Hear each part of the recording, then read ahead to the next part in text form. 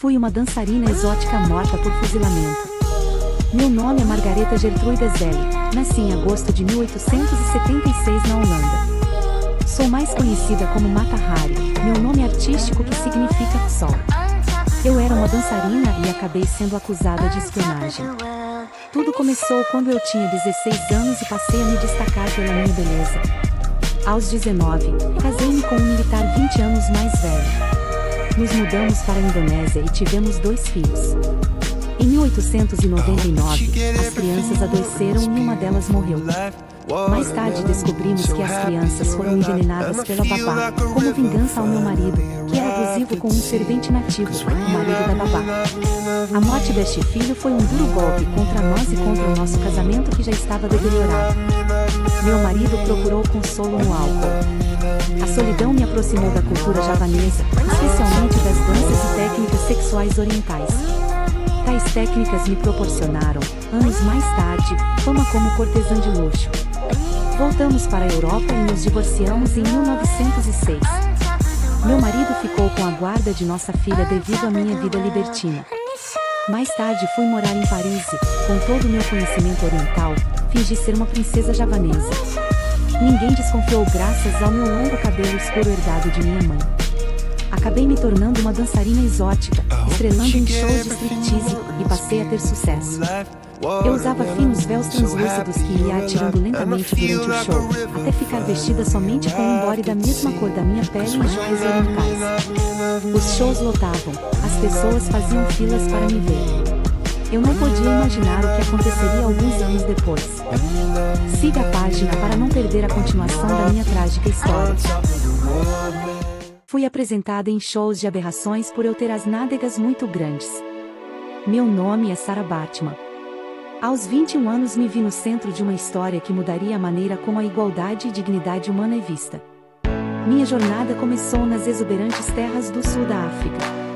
Nasci e morei em uma tribo chamada Khoisan, onde hoje é a província do Cabo Oriental, África do Sul.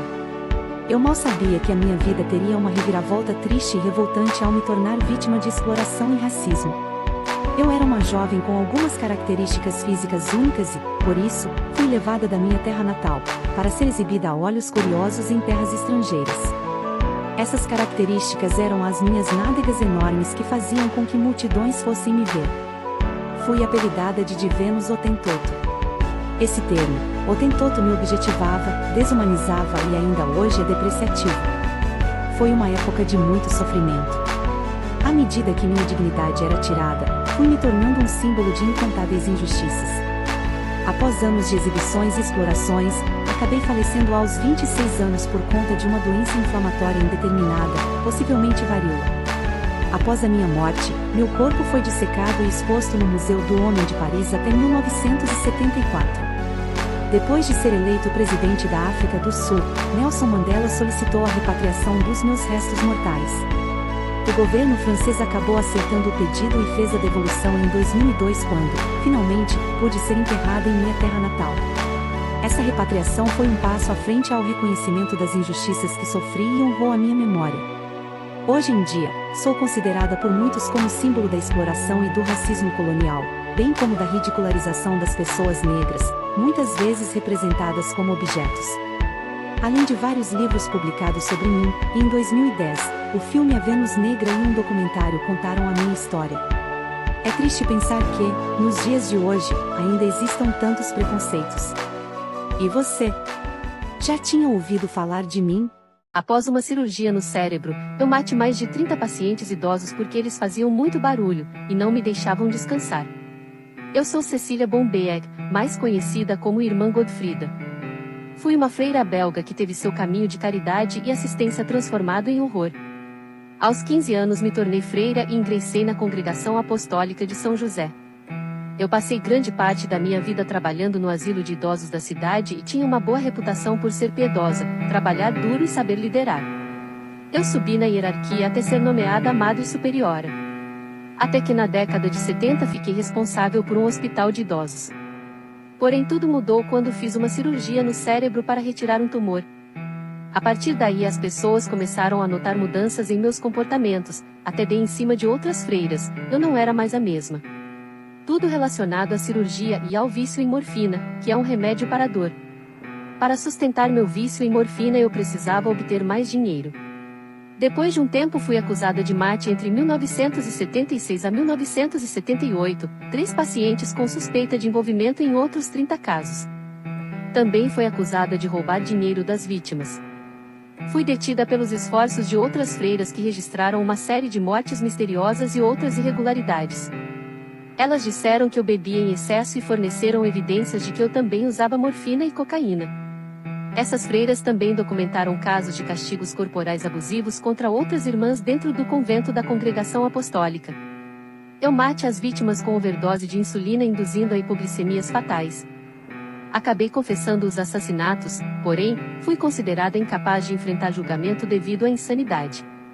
Então fui internada em uma instituição psiquiátrica onde fiquei até minha morte em 2019. Fui coroada rainha depois de morta. Meu nome é Inês de Castro. Nasci em 1325 na Espanha e era de uma nobre linhagem tanto espanhola quanto portuguesa. Tudo começou quando eu era uma das damas de companhia da esposa do futuro rei Dom Pedro I quando nos apaixonamos. Porém a mulher dele morreu e nosso caso veio à tona. O atual rei, Dom Afonso IV, pai do amor da minha vida, era contra o nosso relacionamento devido à família que eu pertencia e fazia de tudo para tentar nos separar. Mesmo assim, nos casamos secretamente e tivemos 4 filhos, sendo que um deles morreu no parto. Um dia, o rei aproveitou-se da ausência de Pedro e ordenou a minha morte. Então, em 1355, nobres da corte cumpriram a sentença na frente dos meus filhos e me degolaram, isso mesmo, cortaram a minha garganta. A minha morte provocou a revolta de Dom Pedro contra o pai dele. Só que em 1357 o rei faleceu e Dom Pedro assumiu o trono e foi atrás dos meus assassinos. Segundo a lenda, o rei mandou arrancar o coração de um pelo peito e o do outro pelas costas e assistiu tudo. O novo rei não se conformava com a minha morte. Em 1361, 6 anos após a minha execução, ele resolve que eu deveria ser coroada rainha. Sim, o rei Dom Pedro I mandou me desenterrar, colocarem as roupas de coroação e me colocou em um trono. Todas as pessoas tiveram que beijar as minhas mãos deixando os membros da corte chocados com a minha póstuma coroação. E foi dessa história que nasceu a antiga expressão Inês é morta, referindo-se que alguém chegou muito tarde para fazer algo. Você já ouviu essa expressão? Ou nos tempos atuais ninguém mais faz uso dela? Fui castrado para ser a imperatriz de Roma. Sou conhecido como Esporus. Ninguém sabe ao certo se eu era um escravo ou vivia em liberdade antes de cruzar o caminho do imperador Nero. Eu estava andando pelo mercado da época, a céu aberto, quando Nero me viu e se encantou por mim, além de ter me achado muito parecido com a segunda esposa dele, a Sabina Popeia. Vocês sabem que Nero foi um dos piores imperadores do mundo, além de ter sido acusado de incendiar Roma. Dizem que ele assassinou a Sabina. Ele estava muito embriagado e lhe deu pontapés enquanto ela estava grávida. É aí que começa a minha história. Entrei na vida de Nero no ano seguinte em 66 d.C. Ele mandou que me castrassem e passou a me manter envolto em véus femininos e sempre cheio de joias. Depois disso, ele anunciou que a partir daquele momento eu era uma mulher. Teve até uma cerimônia de casamento oficializando nosso relacionamento, me tornando esposa de Nero e a nova imperatriz de Roma. Eu virei alvo de olhares curiosos e fonte de escândalos entre a elite romana. Quando finalmente o reinado de Nero chegou ao fim, com medo do povo pelos absurdos que cometia durante seu reinado, ele pediu a um soldado que lhe cortasse a garganta. O caos estava instalado em Roma e eu fiquei vulnerável e aos cuidados de outros homens. Primeiro com o prefeito pretoriano Ninfídio Sabino, que também me tratava como esposa. Porém, quando Ninfídio tentou declarar-se imperador, foi morto por seus próprios soldados. Depois da morte de Ninfídio, ainda seria envolvido com Otão, que também foi morto por seus inimigos, em 69 d.C.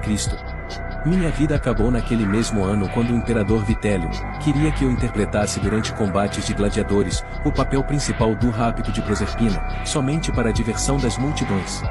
Aquilo seria uma humilhação pública para mim e, para evitar de me prestar aquele papel, dei fim à minha vida. Eu tinha somente 20 anos. Atenção! Comentários homofóbicos não serão aceitos nos comentários. Obrigado.